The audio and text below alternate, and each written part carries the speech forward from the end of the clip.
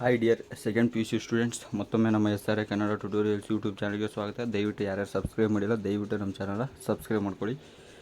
ಈ ಒಂದು ವಿಡಿಯೋದಲ್ಲಿ ಈ ಒಂದು ದ್ವಿತೀಯ ಪಿ ಯು ಸಿಯ ಒಂದು ಎರಡನೇ ಎಕ್ಸಾಮ್ ಆಲ್ರೆಡಿ ನಾನು ಹೇಳಿದ್ದೀನಿ. 29ನೇ ತಾರೀಕಿಂದ ಸ್ಟಾರ್ಟ್ ಆಗ್ತಿದೆ. ಇದೇ ಮಂತ್ 29ರಿಂದ ನೆಕ್ಸ್ಟ್ ಮಂತ್ 16ರವರೆಗೂ ಇರುತ್ತೆ. ಆಲ್ರೆಡಿ ವಿಡಿಯೋ ಮಾಡಿ ಟೈಮ್ ಟೇಬಲ್ ಆಲ್ರೆಡಿ ಕೊಟ್ಟಿದ್ದೀನಿ. ಇನ್ಸ್ಟಾಗ್ರಾಮಲ್ಲಿ ನಾನು ಅದನ್ನು ಪೋಸ್ಟ್ ಕೂಡ ಮಾಡಿದ್ದೀನಿ. ಬೇಕಂದರೆ ದಯವಿಟ್ಟು ಈ ವಿಡಿಯೋದೊಂದು ಡಿಸ್ಕ್ರಿಪ್ಷನ್ ಬಾಕ್ಸ್ನಲ್ಲಿ ಇರುತ್ತೆ. ನಾನು ಇನ್ಸ್ಟಾಗ್ರಾಮ್ ಒಂದು ID ಅಥವಾ ಒಂದು ಬಯೋದಲ್ಲೂ ಇರುತ್ತೆ. ನೀವು ಅಲ್ಲಿ ಹೋಗಿ ಡೈರೆಕ್ಟಾಗಿ ಇನ್ಸ್ಟಾಗ್ರಾಮ್ಗೆ ಹೋಗಿ ನೋಡ್ಕೋಬೋದು. ನೆಕ್ಸ್ಟ್ ಅವತ್ತು ಈ ಸುತ್ತೋಲೆಯನ್ನು ಹೊರಡಿಸಿದ್ರು. ಆಲ್ರೆಡಿ ಯಾವತ್ತು ಒಂದು 10ನೇ ತಾರೀಕೆ ಹೊರಡಿಸಿದ್ರು. ನೋಡಿ, ಇದರಲ್ಲಿ ಏನಿತ್ತು ಅಂದರೆ ನೀವೊಂದು ಫೀಸ್ ಕಟ್ಟೋದು, ನಿಮ್ಮ ಒಂದು ಯಾವ ಥರ ರಿಪೀಟರ್ಸು ಮತ್ತು ಈ ಒಂದು ಇಂಪ್ರೂವ್ಮೆಂಟ್ ಮಾಡ್ಕೊಳ್ಳೋಕ್ಕೋಸ್ಕರ ಯಾರ್ಯಾರು ಇನ್ನೊಂದು ಸತಿ ಬರೀತೀನಿ ಅನ್ನೋರಿಗೆ ಈ ವಿಡಿಯೋ ಪರ್ಫೆಕ್ಟ್ ಇದೆ. ಸೊ ದಯವಿಟ್ಟು ಪೂರ್ತಿ ವಿಡಿಯೋ ನೋಡಿ. ಯಾರ್ಯಾರು ಒಂದೊಂದು ಸಬ್ಜೆಕ್ಟು ಇದೆ, ಎರಡೆರಡು ಸಬ್ಜೆಕ್ಟು ಇದೆ, ದಯವಿಟ್ಟು ಅವ್ರಿಗೆಲ್ಲರಿಗೂ ಇದು ಶೇರ್ ಮಾಡಿ. ಯಾರಿಗೂ ತುಂಬ ಕಮ್ಮಿ ರಿಸಲ್ಟ್ ಬಂದಿದೆ, ಎಕ್ಸ್ಪೆಕ್ಟ್ ಮಾಡಿರೋಕ್ಕಿಂತ ಕಮ್ಮಿ ಆಗಿದೆ ಅನ್ನೋರು ದಯವಿಟ್ಟು ನೀವು ಎರಡನೇ ಎಕ್ಸಾಮು ಬರೆಯೋ ಚಾನ್ಸಸ್ ಇದೆ. ಸೊ ನೀವು ಬರೆದ್ರೂ ಒಳ್ಳೆಯದೇ. ಸೊ ನೋಡಿ ಒಂದು ವಿಷಯಕ್ಕೆ ಇಲ್ಲಿ ನೋಡಿ ಕರೆಕ್ಟಾಗಿ ಪರಿಶಿಷ್ಟ ಜಾತಿ, ಪರಿಶಿಷ್ಟ ವರ್ಗ ಮತ್ತು ಕ್ಯಾಟಗರಿ 1 ಸ್ಟೂಡೆಂಟ್ಸ್ಗೆ ಈ ರಿಪೀಟರ್ ಕೋಟಾದಿಂದ ಯಾರು ಬರೀತಾ ಇದ್ದೀರಾ ಅವ್ರಿಗೆ ಯಾವುದೇ ಒಂದು ಫೀಸ್ ಇರೋಲ್ಲ. ಆಮೇಲೆ ಮಿಕ್ಕಿದ್ದು ಉಳಿದ ವರ್ಗಗಳಿಗೆಲ್ಲ 2A 2B 3A 3B ಎಲ್ಲದಕ್ಕೂ ಆಲ್ಮೋಸ್ಟ್ ಇಲ್ಲಿ ಕೊಟ್ಟಿದ್ದಾರೆ. ಒಂದು ವಿಷಯ ಎರಡು ವಿಷಯಕ್ಕೆ ಎಷ್ಟೆಷ್ಟು ಅಂತ.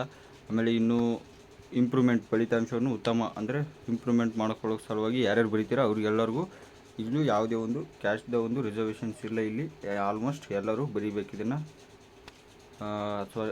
ಎಲ್ಲರೂ ಇದನ್ನು ಕಟ್ಟಲೇಬೇಕು. ಎಷ್ಟು 175 ಇದೆ ಒಂದು ಸಬ್ಜೆಕ್ಟ್ಗೆ. ಎಲ್ಲ ಪ್ರಥಮ ಬಾರಿಗೆ ಒಂದು ವಿಷಯಕ್ಕೆ ಎಷ್ಟು 175 ಇದೆ. ನೀವು ಬರೀಬೋದು ಇದನ್ನು.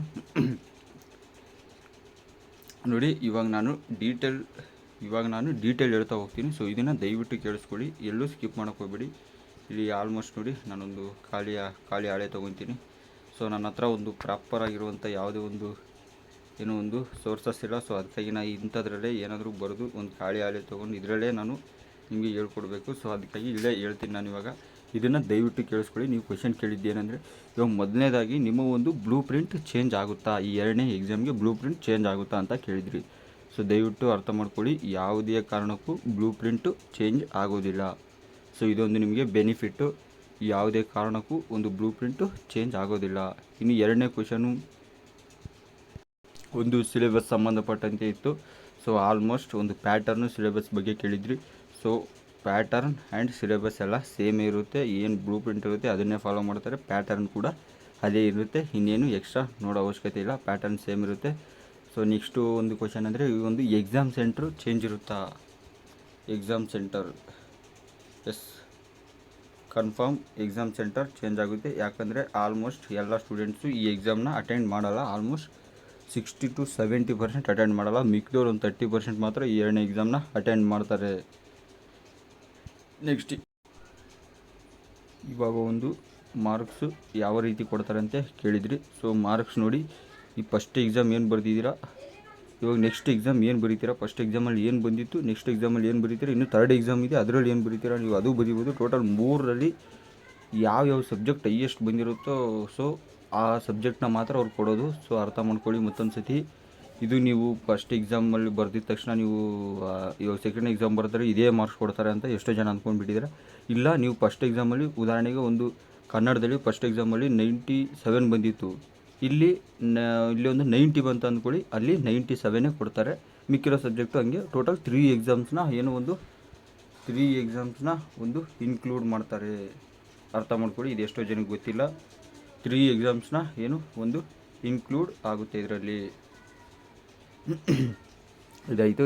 ಇನ್ನೊಂದು ಏನಂದರೆ, ಇವಾಗ ಈ ಒಂದು ಸಪ್ಲಿಮೆಂಟ್ರಿ ಅಂತ ಎಲ್ಲಾದರೂ ಒಂದು ನೇಮು ಮೆನ್ಷನ್ ಆಗುತ್ತಾ ನಿಮ್ಮ ಒಂದು ಮಾರ್ಕ್ಸ್ ಕಾರ್ಡಲ್ಲಿ? ಸೊ ಅರ್ಥ ಮಾಡ್ಕೊಳ್ಳಿ ದಯವಿಟ್ಟು. ಇದು ಯಾವುದೇ ರೀತಿಯ ಒಂದು ಸಪ್ಲಿಮೆಂಟ್ರಿ ಎಕ್ಸಾಮ್ನ ಅಂತ ಮೆನ್ಷನ್ ಮಾಡಲ್ಲ. ಯಾಕಂದರೆ ಅವ್ರು ತಂದಿರೋ ರೀಸನ್ನೇ ಏನಂದರೆ, ಇದು ಮೇಯ್ನಾಗಿ ಸ್ಟೂಡೆಂಟ್ಸ್ ಎಲ್ಲರೂ ಪಾಸ್ ಆಗಬೇಕು ವಿತೌಟ್ ಈ ಸಪ್ಲಿಮೆಂಟ್ರಿ ಎಕ್ಸಾಮ್ ಅನ್ನೋ ಒಂದು ದೃಷ್ಟಿನ ತೆಗೆದಾಕಬೇಕಂತ. ಸೊ ಅದಕ್ಕಾಗಿ ಇದೊಂದು ಪೂರಕ ಪರೀಕ್ಷೆ ಅಥವಾ ಸಪ್ಲಿಮೆಂಟ್ರಿ ಎಕ್ಸಾಮ್ ಅಂತ ಎಲ್ಲೂ ಮೆನ್ಷನ್ ಆಗಲ್ಲ. ಇದು ಮಾಮೂಲಿ ನಡೆಯೋ ಥರನೇ, ಮಾಮೂಲಿ ಒಂದು ವಾರ್ಷಿಕ ಪರೀಕ್ಷೆನೇ ಅದೇ ರೀತಿಯಲ್ಲೇ ನಡೆದೋಗುತ್ತೆ ಇದು. ಸೊ ಇನ್ನು next question, next hall ticket ಯಾವಾಗ ಕೊಡ್ತಾರೆ? ಸೊ ಹಾಲ್ ಟಿಕೆಟ್ ನಿಮಗೆಲ್ಲ ಇದೆ, ನಿಮಗೆಲ್ಲ ಆಲ್ರೆಡಿ ಗೊತ್ತಿದೆ. 29 ಎಕ್ಸಾಮ್ ಸ್ಟಾರ್ಟು. ಸೊ ನಿಮಗೆ 22 ಒಳಗಡೆ ಕೊಟ್ಬಿಡ್ತಾರೆ. ಸೊ ಎಕ್ಸಾಮ್ ಇನ್ನೂ ಒಂದು ವೀಕ್ ಇರುವಾಗಲೇ ಕೊಟ್ಬಿಡ್ತಾರೆ. ಅಂದರೆ ನಿಮಗೆ ಈ ಒಂದು 21, 22, 23, 25 ಒಳಗಡೆ ಕೊಡ್ತಾರೆ. 20ಇಂದ 25 ಅಂದ್ಕೊಳ್ಳಿ. ಇಷ್ಟು ಡೇಟು 20ಇಂದ 25 ಇದರೊಳಗಡೆ ನಿಮಗೆ ಹಾಲ್ ಟಿಕೆಟ್ನ ಸಿಗುತ್ತೆ.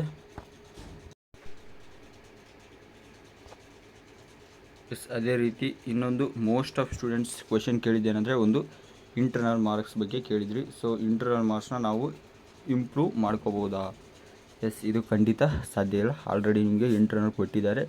ನೀವೇನಿದ್ರು ಇವಾಗ ನೆಕ್ಸ್ಟು ಇದೇ ಇಂಪ್ರೂವ್ ಮಾಡ್ಕೋಬೇಕು. ಏನು ನೀವು ಎಕ್ಸಾಮ್ ಬರೆದು ಚೆನ್ನಾಗಿ ತೆಗೆದು ಇದರಲ್ಲಿ ಇಂಪ್ರೂವ್ ಮಾಡಿದರೆ ಅಲ್ಲಿ ಮ್ಯಾಚ್ ಆಗುತ್ತೆ. ಸೊ ಆಲ್ರೆಡಿ ಅವರು ಇಂಟರ್ನಲ್ಲ ಕೊಟ್ಬಿಟ್ಟಿದ್ದಾರೆ, ಅದು ಚೇಂಜಸ್ ಮಾಡೋಕ್ಕೆ ಸಾಧ್ಯ ಇಲ್ಲ. ಸೊ ಇನ್ನು ಏನೇ ಡೌಟ್ಸ್ ಇದ್ದರೂ ದಯವಿಟ್ಟು ಕಮೆಂಟ್ ಮಾಡಿ ತಿಳಿಸಿ. ಇವಾಗ ನಾನು ನೆಕ್ಸ್ಟು ಇವತ್ತು 12 ಅನಿಸುತ್ತೆ. ಈ 15ಇಂದ ಎಲ್ಲ ರೆಡಿ ಮಾಡಿದ್ದೀನಿ. 15ಇಂದ ಯಾವ್ಯಾವ ಸ್ಟೂಡೆಂಟ್ಸ್ಗೆ ಬೇಕು ಈ ಒಂದು ಸ್ಟಡಿ ಮೆಟೀರಿಯಲ್ ಸೆಕೆಂಡ್ PUC ಅಂತ ಹೇಳಿದ್ರೆ ನಾನು ವಿಡಿಯೋ ಅಪ್ಲೋಡ್ ಮಾಡ್ತಾ ಹೋಗ್ತೀನಿ 15ಇಂದ. ಇಲ್ಲ ಯಾರು ಬರೀತಾ ಇಲ್ಲ, ನಮ್ಮ ಸಬ್ಸ್ಕ್ರೈಬರ್ಸ್ ಯಾರು ಏನೋ ಸ್ವಲ್ಪ ಜನ ಬರೀತಾ ಇದ್ದೀರಿ, ಒಂದು 5-6 ಜನ ಅಂದರೆ ಅಂಥವ್ರಿಗೆ ನಾನು ಪರ್ಸನಲಾಗಿ ಬೇಕಾದ್ರೆ ಸ್ಟಡಿ ಮೆಟೀರಿಯಲ್ಸ್ ಕಳಿಸ್ತೀನಿ. ನೀವು ಏನು ಮಾಡ್ಬೋದು, ನನಗೆ ಇನ್ಸ್ಟಾಗ್ರಾಮಲ್ಲಿ ಮೆಸೇಜ್ ಮಾಡ್ಬೋದು.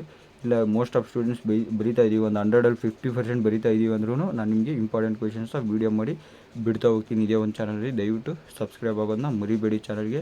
ಮತ್ತು ಇನ್ನು ಏನು ಡೌಟ್ಸ್ ಇದೆ ದಯವಿಟ್ಟು ನನಗೆ ಕಮೆಂಟ್ ಮಾಡಿ ತಿಳಿಸಿ. ನಾನು ಇಮಿಡಿಯೇಟ್ಲಿ ಅದರ ಸಂಬಂಧಪಟ್ಟ ಎಲ್ಲ ವೀಡಿಯೋನು ಮಾಡ್ತಾ ಹೋಗ್ತೀನಿ.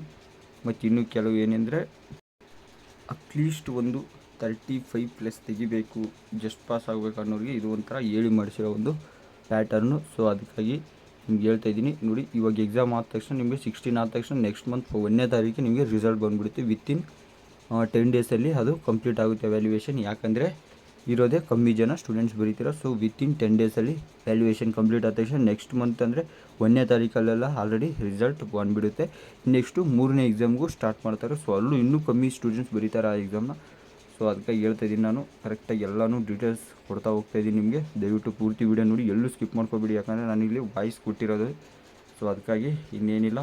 ಇನ್ನೇನೇ ನಿಮಗೆ ಡೌಟ್ಸ್ ಬಂದರೂ ನನಗೆ ದಯವಿಟ್ಟು ನೀವು ಕಮೆಂಟಲ್ಲಿ ತಿಳಿಸಿ. ನನ್ನ ಇನ್ಸ್ಟಾಗ್ರಾಮ್ ID ಇದೆ, ಅದರಲ್ಲೊಂದು ಪೋಲ್ ಹಾಕಿದ್ದೀನಿ. ಏನಂದರೆ ಇದು 2ನೇ ಎಕ್ಸಾಮ್ ಸಂಬಂಧಪಟ್ಟಂತಹ ಏನಾದರೂ ಮಾಹಿತಿಗಳು ಬೇಕಾ ಅಂತ ಹಾಕಿದ್ದೀನಿ, ಬೇಡ ಅಂತ ಹಾಕಿದ್ದೀನಿ. ಸೊ ನಿಮಗೆ ಆಲ್ಮೋಸ್ಟ್ ಬರೀತಾ ಇದ್ದರೆ, ಆ ಎಲ್ಲ ಸ್ಟೂಡೆಂಟ್ಸ್ ಬರೀತಾ ಇದ್ದರೆ ದಯವಿಟ್ಟು ನನಗೆ ಅಲ್ಲಿ ಹೋಗಿ ಒಂದು ಪೋಲ್ನ ಅಟೆಂಡ್ ಮಾಡಿ. ಇನ್ನು ಏನೇ ಡೌಟ್ ಇದ್ದರೂ ಇಮ್ಮಿಡಿಯೇಟ್ಲಿ ನನಗೆ ಈ ಕಮೆಂಟ್ ಬಾಕ್ಸು ಅಥವಾ ನಾನು ಇನ್ಸ್ಟಾಗ್ರಾಮ್ ಬಯೋದಲ್ಲಿದೆ ಅಂತ ಹೇಳಿದ್ದೀನಿ, ಅಲ್ಲಿಗೆ ಎರಡರಲ್ಲಾದರೂ ಒಂದರಲ್ಲಿ ಮೆಸೇಜ್ ಮಾಡಿ. ಇಮ್ಮಿಡಿಯೇಟ್ಲಿ ನಾನು ನಿಮಗೆ ರೆಸ್ಪಾನ್ಸ್ ಮಾಡ್ತಾಯಿದ್ದೀನಿ. ಸೊ ನೀವೇ ಅರ್ಥ ಮಾಡ್ಕೊಳ್ಳಿ. ಯಾರು ಮಾಡಿಲ್ಲ ಬೇಕಾದ್ರೆ ನೀವೇ ಹೇಳಿ ದಯವಿಟ್ಟು. ನೀವು ಇಮ್ಮಿಡಿಯೇಟ್ಲಿ ಮಾಡಿದ್ದೀನಿ ನಾನು. ವಿತಿನ್ 5 ಮಿನಿಟ್ಸ್ ಒಳಗಡೆ ನಾನು ಎಲ್ಲರಿಗೂ ರೆಸ್ಪಾನ್ಸ್ ಕೊಟ್ಟಿದ್ದೀನಿ. ಸೊ ಇನ್ನೇನಿಲ್ಲ, ಇಷ್ಟು ನೋಡಿದರೆ ಥ್ಯಾಂಕ್ ಯು ಫಾರ್ ವಾಚಿಂಗ್. ಮುಂದಿನ ವೀಡಿಯೋದಲ್ಲಿ ಸಿಗೋಣ. ಮುಂದಿನ ವೀಡಿಯೋದಲ್ಲಿ ಒಂದು ಏನದ್ರ ಬಗ್ಗೆ ಬೇಕಂತ ನೀವು ಮಾಹಿತಿ ಕೇಳಿ. ನಾನು ಆಲ್ರೆಡಿ ನೋಡಿ ಈ ರಿವ್ಯಾಲ್ಯೂಯೇಷನ್ಗೆ ಅಪ್ಲೈ ಮಾಡೋದು ಲೈವ್ ಆಗಿ ಹೇಳಿದ್ದೀನಿ. ಇನ್ನು ಎಲ್ಲನೂ ರಿವ್ಯಾಲ್ಯೂಯೇಷನ್ ಮತ್ತು ಇದಕ್ಕೆ ರಿಜಿಸ್ಟರ್ ಆಗೋದು ಎಲ್ಲನೂ ಆಲ್ಮೋಸ್ಟ್ ಎಲ್ಲ ಹೇಳಿದ್ದೀನಿ. ಸೊ ಇನ್ನೇನಿಲ್ಲ, ಆ ವೀಡಿಯೋದೆಲ್ಲ ಲಿಂಕ್ ಬೇಕಂದರೆ ನಾನು ವೀಡಿಯೋದ ಡಿಸ್ಕ್ರಿಪ್ಷನ್ ಬಾಕ್ಸ್ನಲ್ಲಿ ಹಾಕಿರ್ತೀನಿ, ನೋಡ್ಕೊಳ್ಳಿ ಅವನ್ನ. ಮುಂದಿನ ವೀಡಿಯೋದಲ್ಲಿ ಸಿಗೋಣ. Thank you for watching. Once again thank you.